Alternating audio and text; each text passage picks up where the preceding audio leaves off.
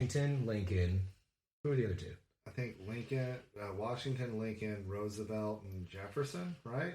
Nerds. Okay, so Jefferson. Okay, so we have to pick a racist to fit in. No, I mean, at one point in time, I would have said somebody like Cat Williams or Kevin Hart, but they've totally lost me. Maybe, I mean, like an angel that flew away from us way too soon. Ralphie May always cracked me up. Yeah. Like, I think if Ralphie was around today, he'd be on the level of like what the modern Rushmore is. Because like the modern Rushmore of comics is like Rogan, Kreischer, Segura, and Shafir. You know, those four guys. They can they could sell out Madison Square Garden if they want to because they're on top of the world. And some of them will still even come down to reboot. Yeah, yeah. That was a fun night. I wouldn't know. Sorry, buddy. I didn't know it was happening. I was already inebriated. Bert Kreischer was in town. I told his crew about it. They came downtown, and I went shot for shot with the machine. And I don't remember most of that. And nobody texted me at all. Is a big Crystal Castles fan. Bert Kreischer, weirdly. Like, what's Crystal Castle? It's an arcade machine. It's kind of similar to it's honestly kind of similar to Cubert in how it plays. But he was like, yeah, this is awesome. And I almost talked him into making a pinball machine because we were just talking about the industry of pinballs, and he, you know, because he was asking, he was like, so you work on these, right? And I was like, yeah, a little bit. And he was like, so how do they work? Like, so I walked him through that process. And Oh he was my like, god, the machine. I know. You cross 10 million and the shirt comes off. I know, dude. And he asked me, he was like, well, if you guys, you know, if I made a machine, would you guys buy one? I was like, Bert, I'd buy two. I'd buy one for the bar and one for my house. Because, yeah, all of when you, like, get a certain score, it would all be, like, lines from the movie or his famous bits. Like, Forget that. Know. Just have his kid Ida jump in. Just down the hell, Dad. Yeah. And you can, you know, get his wife to chime in and give some audio to it. Like, that would be super cool. That was a fun night. Yeah, you know, the reshoot's just Tom Segura. Just, what the fuck? Yeah. But I guess my Rushmore would probably be, in no particular order, Carlin, Chappelle, Cook, and May. A lot of 3 C names and 1 M. But, I mean, there's so much comedy out there now. Like, used to be everybody fought for the chance to get a special. You know, like, there was like 2 or 3 a year that everybody was competing for. And, you know, you maybe got to put out, before that, you like maybe got lucky enough to put out an album that would get sold in record stores. But now you can literally just film a special and put it on YouTube. I mean, Schultz did that. The same week that Chappelle came back, Schultz released a 30-minute crowd work special and crushed in numbers. Like, that's insane. That's crazy. So yeah, I guess that'd be my Rushmore. What about you guys? Okay, Aazalea. Dave Chappelle's always been a big, like, I'm still quoting Chappelle's show stuff. Right. Like, God. Bitch! Yeah. It might be the best show that a comic has worked on. Yeah. For sure.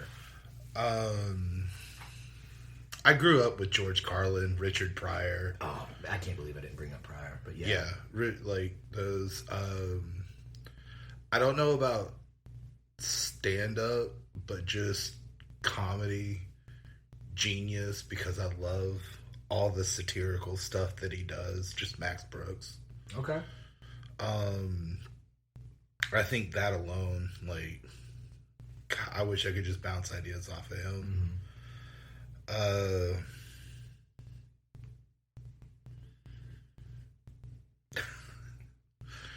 I do like Matt Rife.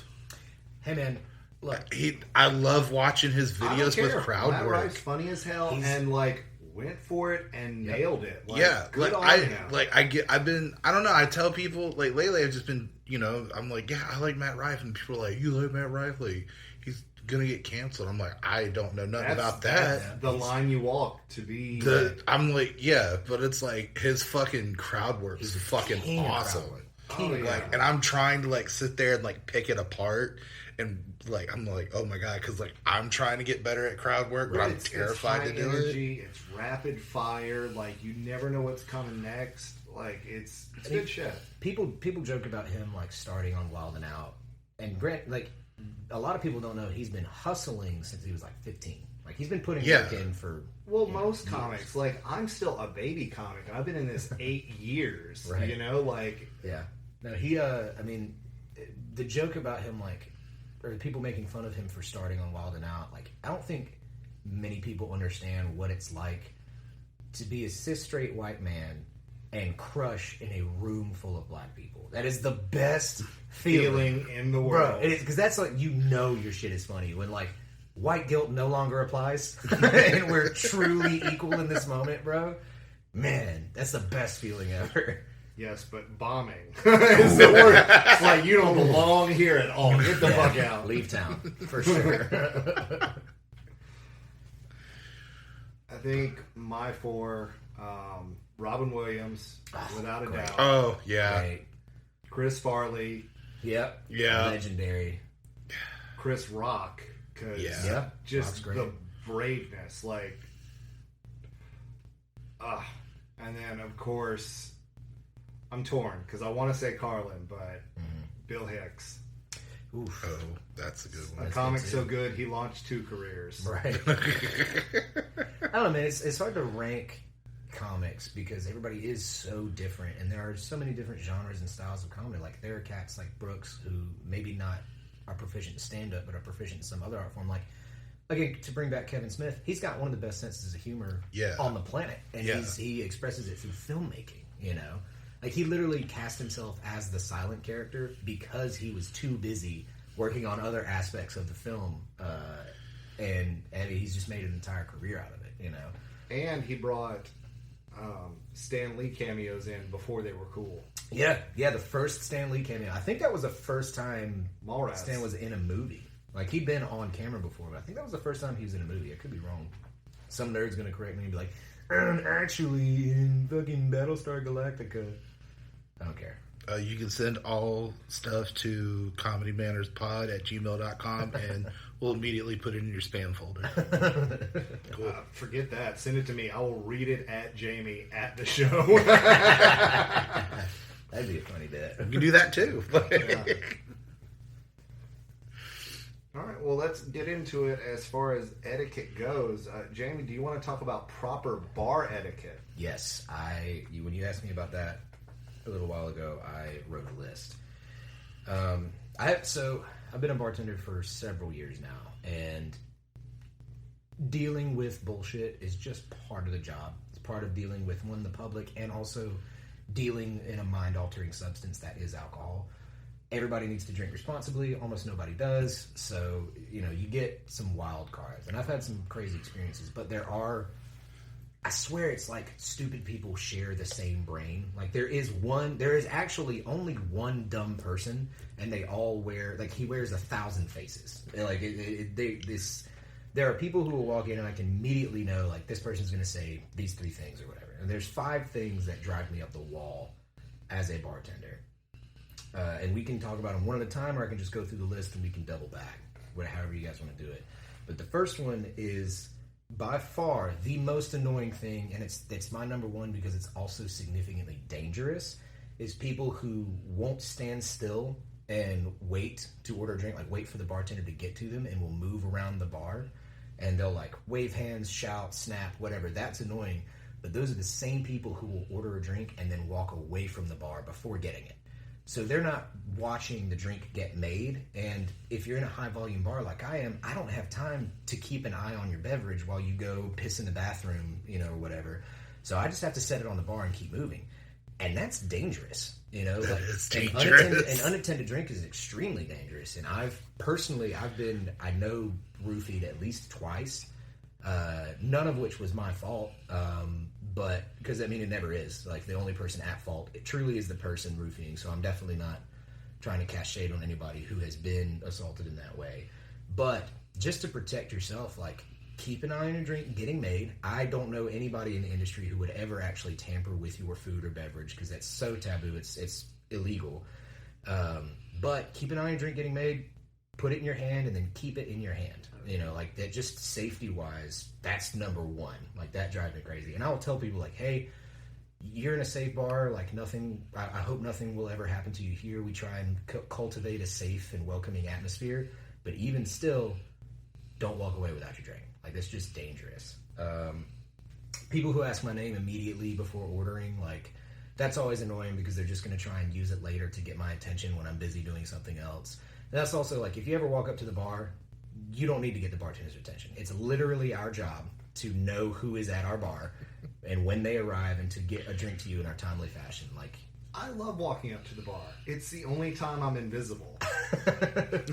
like, I guarantee if you walk up to a bar that's in a reputable establishment, that bartender knew that you were about to place an order before you did. Like, we look at, so and so's out of this drink or whatever. We analyze people's behavioral patterns. We're not geniuses, but you don't have to snap or clap or call our name to get our attention. Though if you do make it rain 20s, you will get their attention faster. Hey, it also, if you hand me $100 bill and you're like, hey man, will you make mine first? I'll do it. Like, for sure. Like, and I don't care if anybody gets mad about that. Like, I'm here to make money. Yeah.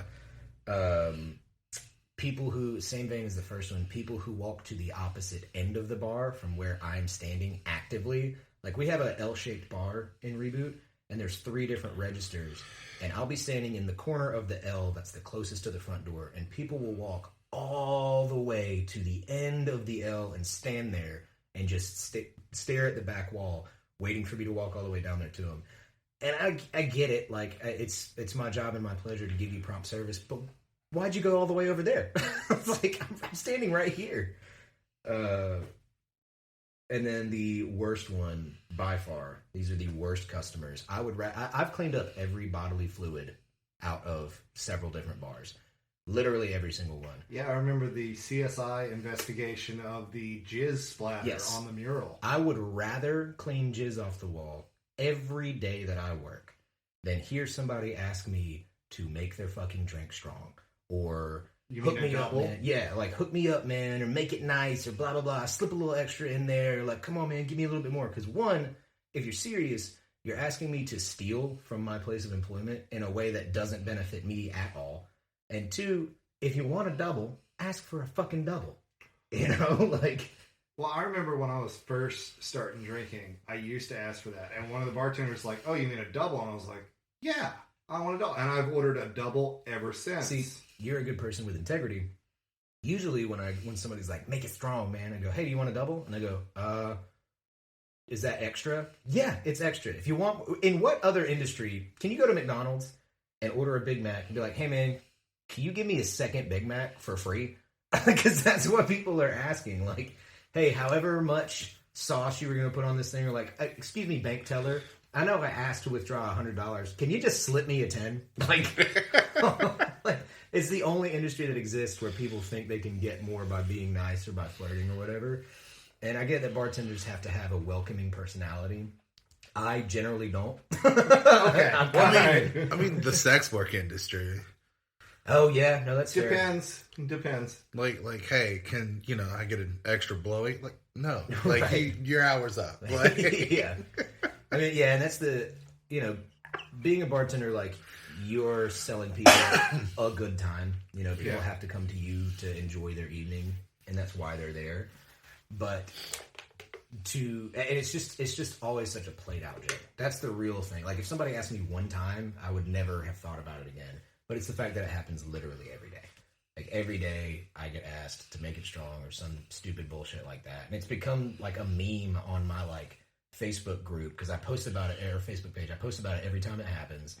And now my friends will come in and be like, hey, can I get a PBR and can you make it strong? Like, bro, if we weren't friends... I need a lemon drop and make it a double. Oh, God. Lemon drops. So that's a bartender's perspective of, terrible etiquette. There's also... normal shit like, hey man, if you drop a glass, apologize, offer to clean it up if you want to be extra nice. But most places legally can't let you touch broken glass. It's a bad liability thing. So just get out of the way. If you spill something or make a mess, just move, apologize, tip a little extra. If your buddy throws up, get him out of there. If somebody falls asleep at the table, just get out of the bar. From a liability perspective, but that's stuff that should be common sense. But I've also watched somebody break 3 glasses in a row and then get mad at me when I cut them off. How else do you want me to take this? You clearly are not in a right mind frame. And I'm not saying you're drunk. I'm just saying you're a child. So I don't want to serve you anymore. Give it to him in a sippy cup. Also,